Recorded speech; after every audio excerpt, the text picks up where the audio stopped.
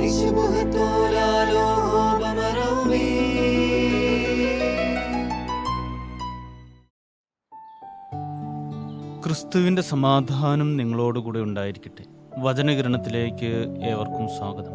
തുരുമ്പെടുത്ത ആയുധങ്ങളും ക്ലാവ് പിടിച്ച പാത്രങ്ങളും ഒരുപോലെ ഉപയോഗശൂന്യമാണ്. ഒരായുധം കുറേ നാൾ ഉപയോഗിക്കാതിരിക്കുമ്പോൾ അതിൽ തുരുമ്പെടുക്കുകയും മൂർച്ച കുറയുകയും ചെയ്യുന്നു. അങ്ങനെ അത് നമുക്ക് ഉപകാരപ്രദമല്ലാതായി തീരുന്നു. എന്നാൽ തുരുമ്പെടുത്ത ആയുധത്തെ ആലയിൽ ശോധന ചെയ്ത് മൂർച്ച വരുത്തുന്ന രീതി പല നാടുകളിലുമുണ്ട്. അപ്പോൾ അത് പഴയതിനേക്കാൾ ഗുണമുള്ളതായി തീരുന്നു. ക്ലാവ് പിടിച്ച പാത്രങ്ങൾ ചാരം ഉപയോഗിച്ച് കഴുകി വെടുപ്പാക്കി വീണ്ടും ഉപയോഗിക്കുന്ന രീതി നാം കണ്ടിട്ടുണ്ട്.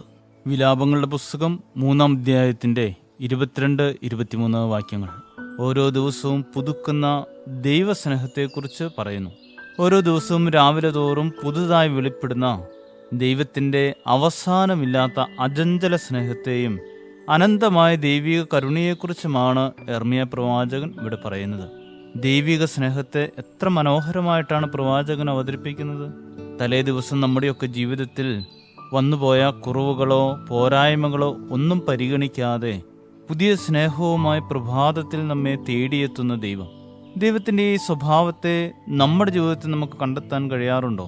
പഴയ ചില ബന്ധങ്ങൾ ഇന്ന് ക്ലാവ് പിടിച്ചു പോയിട്ടുണ്ടോ? ചില സൗഹൃദങ്ങൾ ഇന്ന് തുരുമ്പിച്ച് ആർക്കും പ്രയോജനമില്ലാത്തതായോ? ക്ലാവ് പിടിച്ചതും തുരുമ്പിച്ചതുമായ സ്നേഹബന്ധങ്ങൾ ജീവിതത്തിൽ ഒരു ഭാരമായി തോന്നിയേക്കും.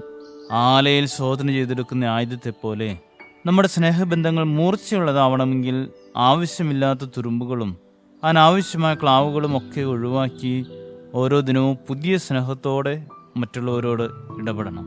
കടന്നുപോയ ദിവസങ്ങളിലെ കുറവുകളും പിണക്കങ്ങളും പരിഭവങ്ങളും ഒക്കെ നമുക്ക് തീയിൽ ദഹിപ്പിച്ച് കളയാം.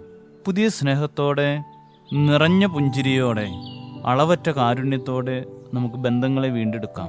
കറയില്ലാത്ത, ക്ലാവ് പിടിക്കാത്ത, തുരുമ്പിക്കാത്ത, പുതുക്കുന്ന സ്നേഹത്തോടെ വരുന്ന ദിനങ്ങളിൽ മുന്നോട്ട് പോകുവാൻ ദൈവകൃപ സഹായിക്കട്ടെ എന്ന് പ്രാർത്ഥിക്കുന്നു. എല്ലാവർക്കും നിറഞ്ഞ സ്നേഹത്തോടെ ശുഭദിനം നേരുന്നു.